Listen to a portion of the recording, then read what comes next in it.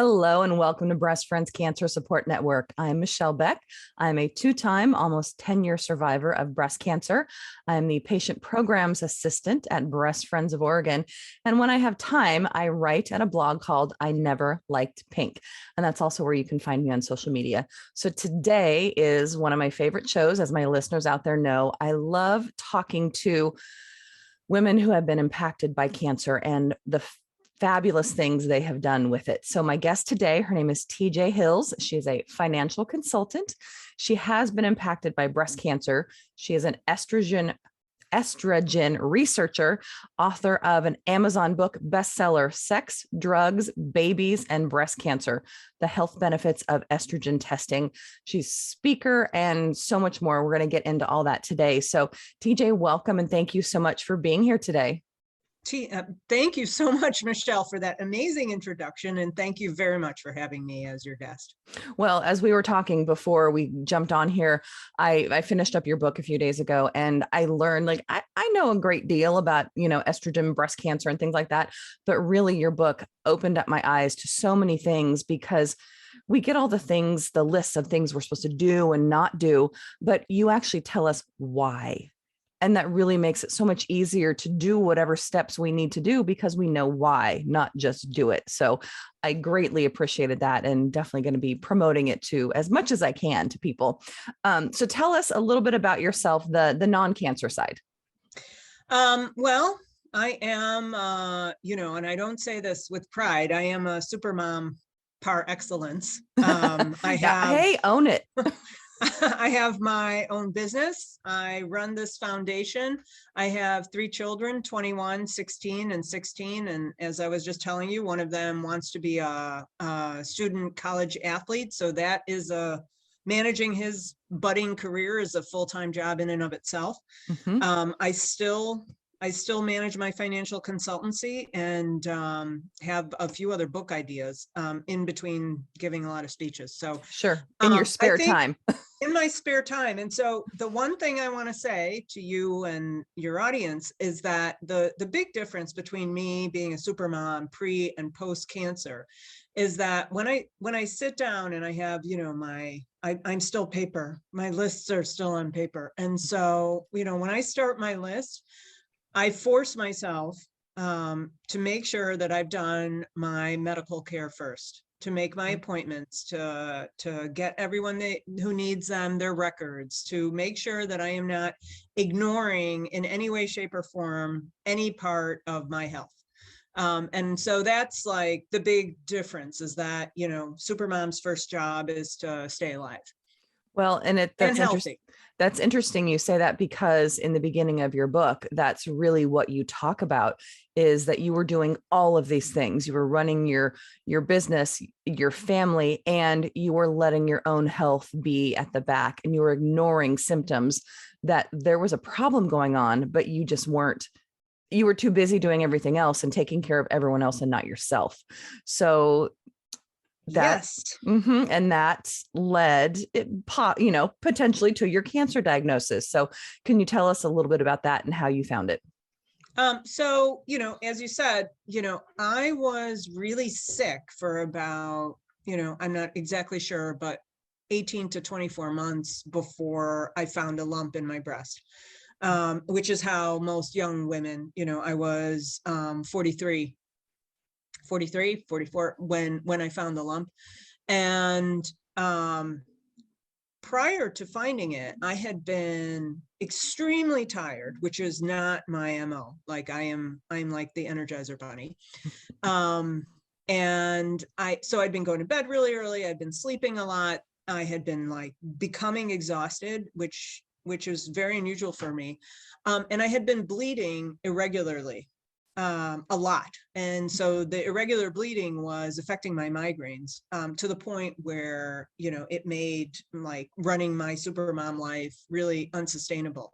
Mm-hmm. And so right before I was diagnosed, my husband of all people, because he's way worse than me, actually took me to a functional medicine doctor, like up the street, who put me on one of the things that I will talk about later, one of the supplements that helps you with your estrogen metabolism. And so so the reason why I have never dropped this in all of these years is because I am convinced that if I had taken care of myself earlier and really like prioritized myself earlier, I would have not wound up with stage 3 cancer, or like, could have been a lesser cancer, and maybe I wouldn't have even had it at all. So that's a mystery that's unsolved, but it does motivate me to keep doing what I do.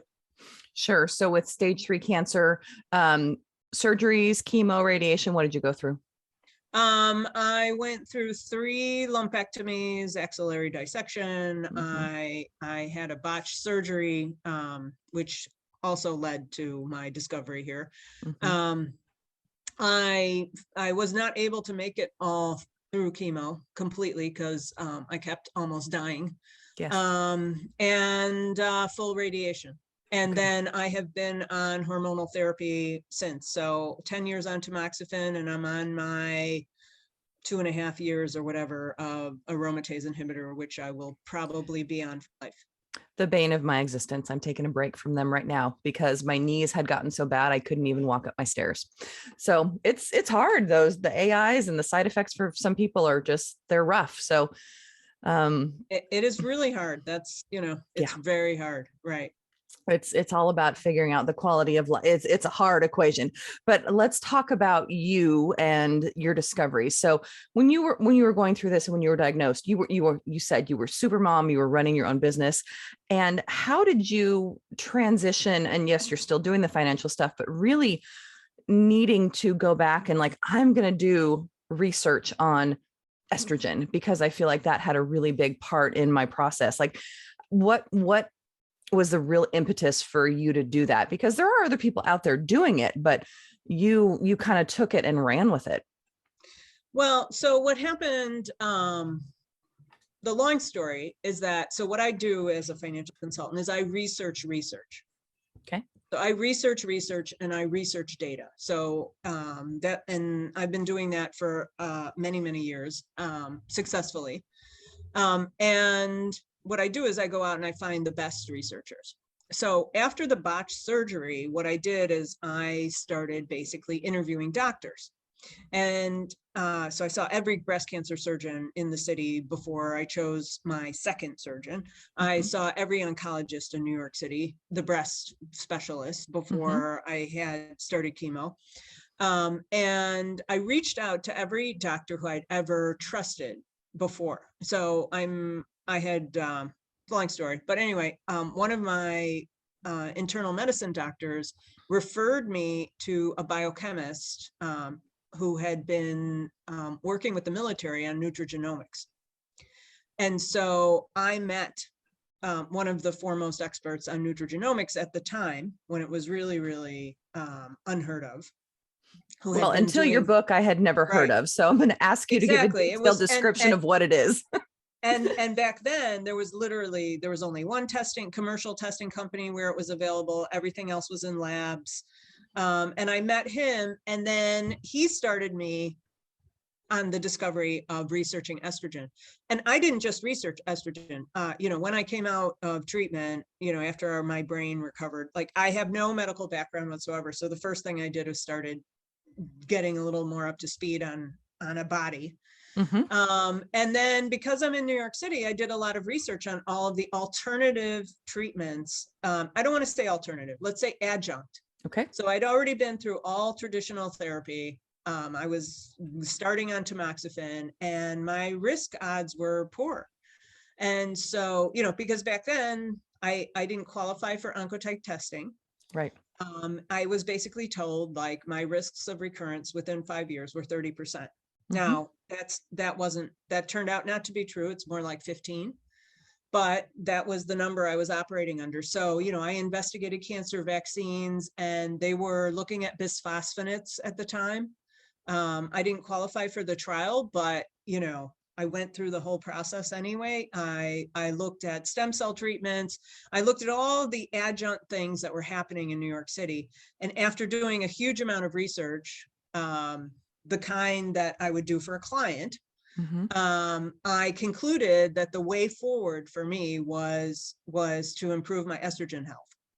Okay. Now you had mentioned Nutrigenomics. Is that how you say it? Yeah. What is that? So For the lay people out there, including myself. So nutrigenomics is the study of gene expression. So it's the study of genes which are not necessarily inherited, right? I mean, the genes, of course, your genes are your genes, but mutations on those genes may or may not be inherited because you can create damage as you live your life. And so nutrigenomics is the study of what influences gene expression for the better or for the worse. So the kinds of genes that are studied in nutrigenomics are not static. It's not like a BRCA gene. It is, you know, for example, metabolism genes. They can be made to function better, or they can be made to function worse, depending on your lifestyle, the environment you're living in, the food you're eating, etc. So Now, that's what nutrigenomics is. It's not just this one panel. There's a whole lot of different panels. And the way that I like to think about it in terms of what I do is I like to combine. Have you heard of pharmacogenomics? yes, but not enough to define it. So pharmacogenomics is they have panels. And again, these are all metabolism panels where instead of like iterating on a high blood pressure medication, which is common, right? So, you know, the side effects will be intolerable or it won't really work, or an antidepressant. Those are the two types of conditions where there's a lot of iteration. You wind up trying 3-4 drugs. There's panels now, which basically can tell you which drug is going to work the best for you and whether or not you metabolize it. You could be taking on too much of the active ingredients, or you could be taking on not enough to make a difference. And so I like to think of nutrigenomics in that way as well. Like if I put in this addition, how well is this working for me? Sure. Now, just a complete offshoot question. Is this have something to do with like the various SNPs? Yes. Okay. Because A mutation is called a SNP. Okay, perfect. Because a few years ago, I had done my ancestry or my DNA with Ancestry and for all that. And then I gave it to my nutritionist and she ran this giant panel for me. And unfortunately, I do not remember enough of it, but I remember that I'm a very slow caffeine processor. My cannabinoid receptors are fabulous. Various things. So I need to go back and get all of those results. But she was showing me literally the charts and she goes, I apologize. She goes, you're not going to be able to understand this because I don't know enough about it. But I did read a fabulous book about it. And personally, like I know that I have SNPs in my MTHFR gene, which has literally everything on that list I've been through. I'm like, oh, well, right. There's reasons for these things. Right. And the interpretation of those panels is getting better and better. So the research behind and the validity of the research behind those panels is getting better and better, like as we speak. So there's a whole bunch of those out there now. There's even panels where you can take like the results of your 23andMe results and stick it into one of these interpretive panels. Yes, she used 23andMe database because it was right. Yeah. And yeah, I need to do it again myself so they can diagnose or, tell me the lay person that I don't need someone to tell me, how to figure it out. But now in the book, and you had mentioned previously about, so this is all having to do with our metabolism and different things. So what is estrogen metabolism gene testing? So that's basically what I've been promoting. So estrogen metabolism gene testing shows you how well you get rid of excess estrogen. So what that means is that, when you metabolize something, it's coming out in your urine, your sweat, and in your feces, like less. But primarily, let's say it's coming out in your urine. And so the gene testing will show you how many mutations you have on this panel of genes and which ones they specifically relate to. And each one of these genes is, as you were saying, it's responsible for a lot of things. Like it's, like the COMT gene, which people are familiar with, which is called like the stress gene. It's just one of the metabolism genes. These are all metabolism genes. And so it's going to tell you how well or how poorly you are getting rid of excess estrogens in your body, because your body is producing. I mean, you don't want to get rid of everything. You want to get rid of excess. Okay. So ideally you're getting rid of the excess and keeping just what you need. Right. And going into menopause and for me, like I don't want any estrogen in my body because my cancer loved it and I've had it twice. So it's a hard balance. And then the lack of estrogen has caused so many issues in my body that I'm dealing with on a day-to-day basis, but I'm here. And so that's what I consider important. How do we get estrogen gene testing? So there are a few, so my standards of what constitutes a good gene panel that you are actually going to take measures on that may impact your life. There's a few companies that make my standards basically that are in my website. So you go to my website, which is betterestrogen.com, and in there's a list of testing companies. All of this testing requires some form of medical professional, whether it's a nutritionist or a chiropractor. And some of the testing companies actually offer you a virtual visit. So you can go in, buy it, their physician will order for you, their physician will review the results with you. So if you don't have a physician who you can just say, hey, I want to do this, order it for me, there are those options. So and it's a lot easier. There's probably like a half a dozen perfect testing companies up there. But then there's also like what you were talking about. Now in my opinion, you need someone you really trust to do it that way. Oh, definitely. What is your website? betterestrogen.com. Perfect. And listeners, just so you know, TJ is not getting any financial benefits from these recommendations. It is based on her research and what she feels is best. And that's what she's sharing. She's is not profiting from these things and this information. So definitely check it out on betterestrogen.com. There's multiple tabs on there and you can go and see what, which one might look good for you to bring to your physician to order, because definitely I think it's super important for all of us who've been through it. And for those of us out there who may not have had cancer, but really want to know about our bodies and how can we hopefully prevent a cancer occurrence, not even just a recurrence. So we are going to take a quick break here. So listeners, please stay with us. If you or your family members need our programs, please go to breastfriends.org to see what we can do for you. It's under patient programs, so check it out and stay with us. We will be back in a minute. Thanks for staying with us. I'm Michelle Beck. My guest is TJ Hils, author of Sex, Drugs, Babies, and Breast Cancer, Health Benefits of Estrogen Gene Testing.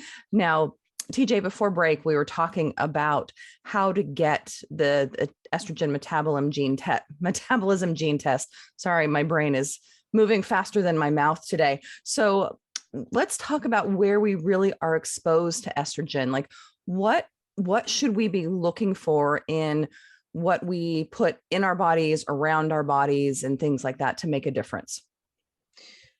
Okay. Well, there's so women or how do we get the most exposure, I guess, from estrogen? Well, women get their estrogen exposure from two sources. The first one, primary one, is your ovaries. Okay. So your ovaries produce estradiol, because estrogen is a group of hormones. It's not a hormone. So your ovaries produce estradiol. And when people say estrogen, mostly they're talking about estradiol, which is the strong one. And the other place you produce estrogen in your body is in your fat. It's called adipose tissue, actually, fat. And you produce a much weaker form of estrogen called estriol in your fat. And then you produce a different one, which is specific to pregnancy. So those are the internal ones. And then externally in America, we are exposed to tons and tons of estrogen-like substances, like everywhere. In our food, in our water, in our sunscreens, in our cosmetics. And all of that adds up to like a drip, drip, drip situation where you are taking on extra estrogens. And so I've said the biggest exposure for last, which is estrogen medications. So birth control pills, which are very weak these days. Hormone replacement, which has got a wide variety of that it's referring to like a wide variety of drugs, and infertility medications. And all of those drugs are designed to raise your estradiol level. That is their job. So those are the primary sources of where a woman in America are going to get estrogens. I say in America over and over because in Europe and in other places, the food, water, cosmetics, etc., are more protected. And I know from your book, you had the trifecta: birth control pills, the IVF, and the hormone replacement. So you pretty much overloaded your body with estrogen. And I didn't do hormone replacement because I never made it. I never made it. But I did do, in addition to the infertility drugs, I did.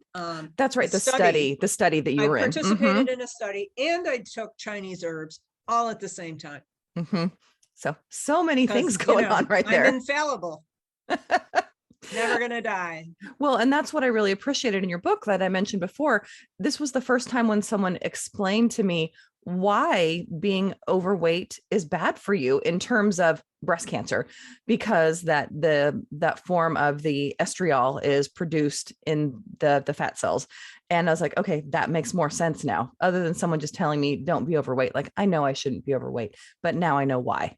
So that is incredibly helpful. And there definitely was some medical terminology in there that sometimes I did have to stop and look it up, but generally it was a great job for the layperson, which I really appreciate.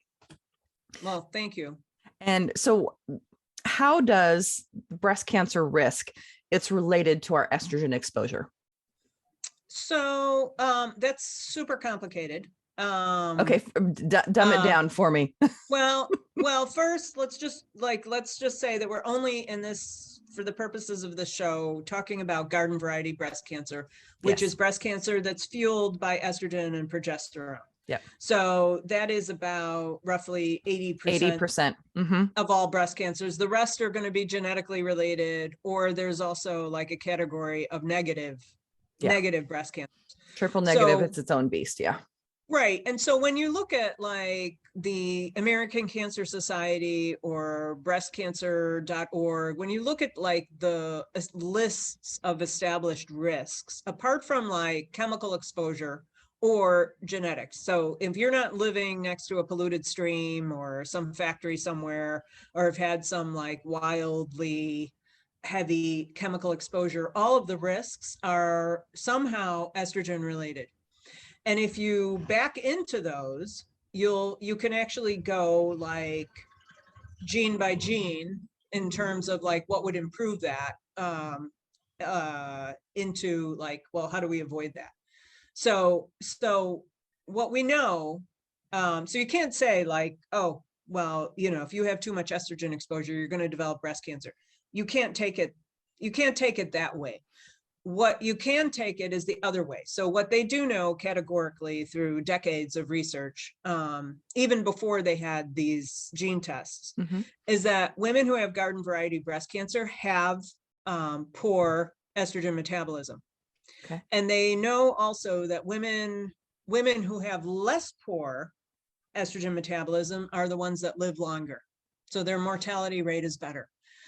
So you can take it backwards, basically. So once you have breast cancer, it's like critically important to start examining this.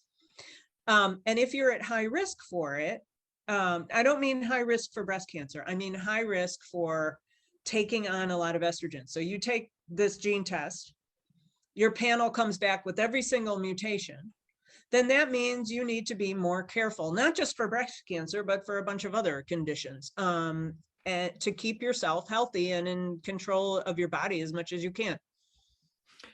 Can medications we take also affect our exposure for estrogen? Sure. So those medications specifically, which are the ones we manage our fertility life with, starting out with birth control pills, then if you need help getting pregnant, anything, or if you want to freeze your eggs, those are infertility medications, which are the strongest in this trifecta. And then later there's hormone replacement. So the drugs are the strongest exposure you're going to get. Yeah. And when you're in your late teens or early 20s or whenever you think, oh, I'm going to go on birth control pills because I don't want to get pregnant. And then you stay on them for, if I was on them for 20 years before I was like, oh, I want to have a baby now. And it never even crossed my mind that it could contribute to having too much estrogen in my body. And it's scary. Well, birth control pills nowadays are like a tiny fraction of what they were when I was taking them. Sure. So they're literally like old birth control pills were like 50 milligrams of estradiol every day. And now like the strongest of them is 20 and more like 10. That's so good you're to hear. literally, yeah, you're literally talking about like 20%, Yeah. 80% less of the medication doses. But, pregnancy has a whole lot of complications in and of itself. And birth control pills, if properly managed, are not something that I would say is going to, there's been like no definitive studies like, yes, this is going to lead to your breast cancer. To me, it's more like a total load. If a tiny fraction of all of this is staying in your body over decades, because the biggest breast cancer risk is age. Okay. And so the way I think about that, anecdotally, is that, okay, well, if I have a tiny little bit of all these excess estrogens that I'm not excreting properly, and they're recirculating in my body and becoming toxic, and I'm doing nothing to lower that toxic level, then the older I get, the more that's going to build up and contribute to my risk. That's the way I think about it. That totally makes sense. Now, for me, I was diagnosed the first time at 41, which people are being diagnosed younger and younger now. I think for a plethora of reasons, but and so presumably I don't metabolize my estrogen well because I had a new primary occurrence in my other breast while I was even on tamoxifen. So for me, it would definitely benefit me to get one of these tests to know for going forward, I imagine. Well, I'm going to take, since you brought it up, I'm going to take the time to be a tiny bit technical. So if you take the estrogen metabolism pathway, right, it has two primary arms. Here we go. Tamoxifen, tamoxifen is treating, basically blocking the estrogen receptor, which is one of the pathways. So like really simplistically, let's say these two pathways are leading to your urine, right? Okay. This is wrong. I mean, for any biochemist out there, I am aware that what I'm saying is wrong, but like simplistically, sure. Tamoxifen and the aromatase inhibitors, they are treating one of those pathways, and it's been amazingly successful. The reason we live longer past that 5 years is primarily because of the tamoxifen and the aromatase inhibitors. On the other side, that's where the metabolism is. Okay. That's where what I'm talking about and the genes that I'm talking about, the detoxification or the metabolic pathways that are not treated are running. And this is really the research where that's why I decided this is robust enough, and this has been going on for decades. This is what I'm going to use as my adjunct treatment.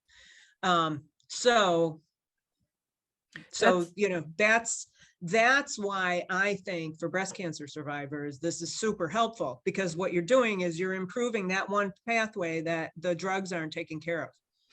Yeah. See, no one has ever said that to me before. I had no idea. So thank you. I mean, I hate that you went through it, but thank you for doing it and finding all this information. Now, we talked about IVF treatments before. How do those medications can possibly lead to too much estrogen in our bodies as well? So, like I said, birth control pills now are nominal. And hormone replacement is hard to measure because there's so many different drugs. There's literally like dozens and dozens and dozens of drugs plus supplements. But infertility drugs are measured, right? Because the objective of an infertility drug is to dramatically raise your estradiol level so that you produce more than a single egg in a single cycle. So you're potentially raising your estradiol levels from, like, let's say 50 to 3,000. Let's say the top of your cycle is like 200 and you're trying to get 3,000, 4,000, like to raise it that high so you can make more eggs in a single cycle. Okay.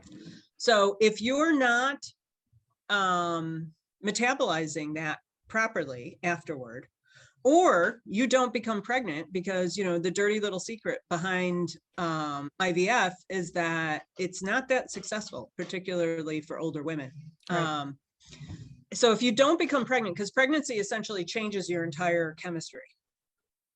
It's just a whole chemical change. Then, you know, you're looking at the possibility that some of those drugs have not been excreted properly. So if you're not doing anything to get them out of your body, then they have the potential to recirculate. Yeah. And, you know, and cancer loves that. So now you had mentioned it's hard to calculate for hormone replacement therapy, but it is incredibly common in women after menopause because the menopause symptoms suck. Let's just put it out there. Yeah. But the statistics, I believe you said 44% of women have used it, but so that's kind of hard to quantify in this equation. Well, yeah, because there's so many different drugs, right? So for example, like real pharmaceutical drugs, that's not even estrogen, right? Those are fake estrogens, right?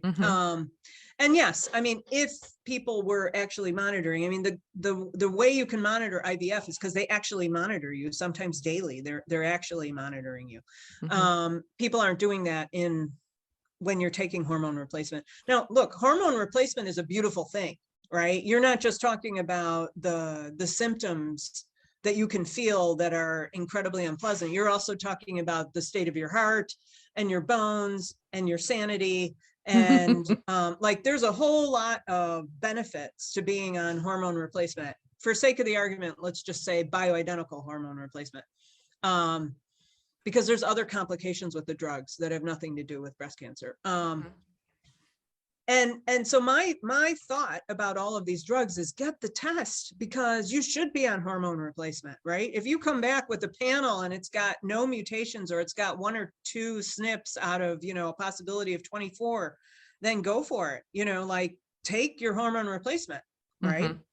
And for cancer survivors, you know, there's a game that my oncologists play with me. So, you know, so for example, I will take vaginal estriol and I'll play around with it, and then, you know, get measured here and there, but because I need to walk. Yes. Oh, I've used it as well. It definitely is. It has helped me quite a bit. And, yeah, you know, so, you know, it's not like you're not completely removing it. You don't have to completely remove it. And, you know, you can't take, like, the studies are very conflated. The studies are very, very conflated. So it's difficult to go through. The doctors are all in disagreement about this. And so my thought is, get the test and use it like a pharmacogenomic test. Use it to say, okay, you know, I'm having horrible menopausal symptoms, because you're in menopause forever, right? Right. I mean, you're in menopause for the next for the rest of your life. Yeah. Right. And take it, right? So, like, I mean, I think, like, if everybody took this test, you'd actually have way more women going back on hormone replacement of some form or another, because they'd feel more confident about it. Oh, definitely. And obviously getting these test results and going over them with your team to help, you know, figure them out and what is best for you is definitely highly recommended. And again, betterestrogen.com, correct? Yes. Where we can find all those things. Perfect. I want to really quick ask about, you talked about in regards to IVF, you know, we're trying to produce more eggs at a single time, but what about our, like, ovarian life cycle? Like, I believe as we get older, you know, we have a finite number of eggs. We're born with all the eggs that we're going to have. How does that change over the course of our lifetime? Or what happens to our eggs over the course of our lifetime? So you're born with a certain amount of eggs, right? And literally they're in decline from birth. So, And in the old days, meaning my days, right, you would say basically the probability of you getting, because it's not just that the eggs aren't there or that there's fewer of them, it's that the quality of them is declining. So what that means is you might still be dropping an egg every month, but that egg is not going to be sustainable to make an embryo which can embed in your uterine lining and make a pregnancy and last. Right? It's gonna be decayed. And so that's so sad. In the old days, you could say that the decaying, right, was really in steep decline at 35, right? And I think most people know this, like, you're pretty much quote unquote done at 35, right? Or it's going to become that much more difficult unless, you've got a family history of having babies at 50 or you're on your 8th child already. So what's happening now, though, is that the ovarian life cycle is moving down. So this is called, like, I'm really concerned about this, because what that means is that, more and more women, there's been a lot of papers on this, an increasing percentage of women, it's like, depending on the research, it's between 10 and 20% of women that are being researched. So God knows how much the actual number is, are being done. Like the egg is declining more at like 31, 32. And I think that comes as a shock for most people. Oh, definitely. Because women are getting old, women are getting married older. Let's just stay within the bounds of the nuclear family here. They're getting married older. And the other thing that's happening is that everything we're talking about is also happening to men. So the quality of men's sperm is also on the decline. So you've got like this conflation of poor sperm quality and poor egg quality. And then, a couple's 30 years old and they're like, shocked, which might lead them to have IVF. Right. Which again, puts our estrogen completely out of whack. Right. So I'm suggesting that everybody get this test like at their first OBGYN visit. So they know, they can kind of in their head start planning. Yeah, I just kind of jumping back, my own personal anecdote, like I'm an incredibly lucky random scenario. I was on birth control pills for 20 years of some sort, pills, ring, whatever, and went off them before my wedding because I knew I wanted to have a child of my own. And I got pregnant in 6 weeks at age 39. Like, what the hell? Like, I'm incredible. And I have a perfect child, incredibly thankful, but I know that is not not the norm. Well, but sometimes what they do is they put women on the birth control pill as the first step of a fertility treatment to jumpstart, because like the theory behind that is you suppress the cycle. And then when someone comes off of it, they're going to like maybe make more eggs. That's the theory, right? Got it. And so that first month or two of coming off the pill is like considered to be a fertility treatment. Well, it definitely worked for me. So congratulations. I'm very lucky. So we are going to take another short break. Listeners, please stay with us. If you would like to be my guest or share your warrior story with me, please email me at michellebeck@breastfriends.org. Stay with us. We'll be back. All right, we're all clear. Thanks, Gabe. Ran a little long, but I didn't want to jump in the middle of that one.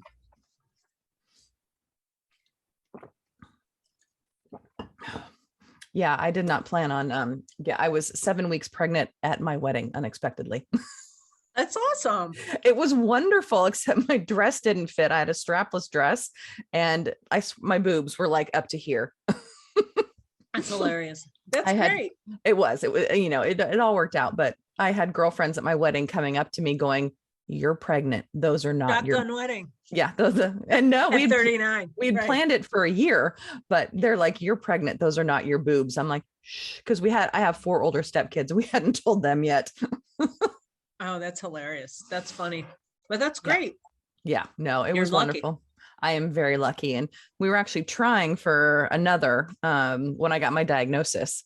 And at that point, like I had my one, we had the 4 olders and like, nope, let's just move forward, get on the tamoxifen and do that. So, and now I'm like, we have our little perfect family of 3 plus the 4. Well, I'll tell you, I've just started working with this foundation because I think Are we about to go on? I think Yeah, we got about like 15 seconds. Okay. We can talk at the end.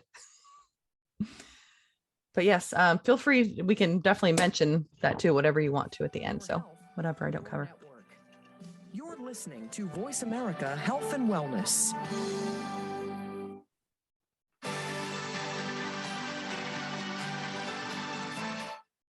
You are tuned in to Breast Friends Cancer Support Network. To reach the program today, please call us at 1-866-472-5792. Again, that's 1-866-472-5792. You may also send an email to Michelle Beck at breastfriends.org. Now, back to the show. Thanks for staying with us. I'm Michelle Beck. My guest is TJ Hils, author of, I'm going to mess it up again, Sex, Drugs, Babies, and Breast Cancer, the Health Benefits of Estrogen Gene Testing. So we've been talking a lot about the estrogen and what it does in our bodies. But TJ, let's talk about how women can improve their estrogen health overall.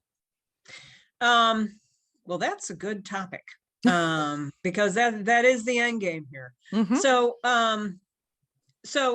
if let's just assume you've had your estrogen gene test and you have mutations on every single gene. Because I hate making recommendations that people might consider when they haven't taken the test. So let's just assume that you've got mutations on every single gene and you need to improve every single. So probably the most important thing that people should be taking is a substance called DIM, or indole-3 carbinol, which is basically the active ingredient in what's the mustard family. So broccoli, cauliflower, mustard, dandelions, collard greens. The active ingredient in there is the most important substance for that will help get the estrogen going out in the urine. That's the most important thing. The second thing in terms of supplements that are recommended once you have a test is just an omega. A lot of people are taking that, and a really strong antioxidant. For one, I just take like really high doses of vitamin C. I've experimented with a lot of stuff. I think it's just the simplest. And then assuming you have mutations, right? And certainly for breast cancer survivors, you have to decide like how careful you want to be about everything we're confronted with in America. Okay. So hormones in our food, because you're actually ingesting it, super important. So, drinking milk, eating cheese, buying meat that is specifically without hormones is a really good first step. Eggs, same thing, so those are the easy things. And then our skincare, one of the things that I like to do as like just a quick and dirty is just buy things that are made in Europe. And they can't be European brands. Because a lot of the big brands, they have factories in New Jersey.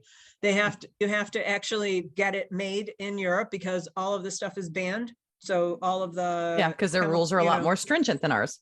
Right. So that's like a quick and dirty thing. And there are plenty of cheap European cosmetics. There's no reason for that. It's just easier, right? If you add some of these things in. Same thing for sunscreen. I think laundry detergent is another big one. What you're putting in your dishwasher, because it sticks to your plates, right? So then you're ingesting it. Huge thing is to not microwave plastic. So like literally take the Trader Joe's frozen rice out of the plastic bag and all of those other packs where it's like, oh, stick it in the microwave for 3 minutes. Just take it out and stick it in a glass bowl. I think, if you invest a lot of time up front. So for example, the Environmental Working Group has an app where you can see the toxicity of every single product. Once you pick a laundry detergent, you just stick with that. So it's like an investment up front. Like sometimes what I do is I try and go to Trader Joe's because a lot of their products will be hormone free. Yep. Because this can get really expensive. So what I'm suggesting is that instead of spending more money, you just spend a little time up front, kind of figure out your brands. And then go from there. The other thing that's really important, especially for breast cancer survivors, is a water filter. because of what is just coming from our standard tap water? From our pipes. Okay. Right. Because, you know, I mean, technically, if you want to get into the technicalities of it, what's happening is that, huge thing for breast cancer survivors, no pesticides on the lawn. Yes. Mhm. Huge thing, right? Like I actually got that one from an oncologist. Because I live basically in a swamp, and it wasn't the pesticides, it was the mosquito control. And he's like, "You're using what?" And I'm like, "Oh, you know." So now I spray garlic. Garlic and my vinegar. Did you mention vinegar? I use vinegar like on dandelion, like actually Okay. spray vinegar to kill the weeds, like directly on them. And then garlic for the mosquito spray, and my lawn generally looks like crap. That's, you know, The trade-offs. basic. Yeah. Because like, so the water is, because what you're getting is like runoff from Right. everybody else's pesticides into the water. And even if they filter it really good, it's not getting everything out. So, you know, I just gave like this huge list. And that's why I really think people ought to get the test, because you can go crazy with this and you can get fearful with it. And my objective in promoting this is to remove the fear. Well, So you're that removing the fear. what you're controlling, and you know where you're getting the exposure, and you're doing what you can to lessen it, not to increase it. Well, definitely. And you're removing the fear though by giving science. So that is what is super important in the research that you've done, because, you know, there's so many things out there. We're like, oh, we don't know about this, we don't know about that. But by getting this test, you're actually getting the science of how to keep your health in a good place and your estrogen, you know, moving through your body. I want to jump really quick back to DIM. Is that, you mentioned that it's in various foods that we can eat, but is a supplement better? Because I imagine that in the foods, it might not be enough for what we need. So, you know, the supplement is the equivalent of eating a room full of broccoli every day, which you cannot reasonably physically do. Right? Mm-hmm. Right. You can't physically do, like, you know, if you are, you know, so if you don't really have any mutations, you haven't had a ton of exposure, you're just generally interested in being healthy, you know, sure, just try and incorporate a little more food from the mustard family into your life. But if you're a breast cancer survivor, that's not going to cut it. Mm-hmm. You know, you need to be working on that other pathway that the tamoxifen and the aromatase inhibitors aren't going to cut. So take the supplement. But I say that with like, get the test, because you don't want to commit to a supplement and then it turns out that you don't have the mutations on CYP 1A1, 1B1, or 3A4. Got it. Now that's a big commitment. Oh, huge. But it's a commitment to our life. So that's what's important. Now, how did you personally change your lifestyle after doing all of this research and dealing with estrogen in your body?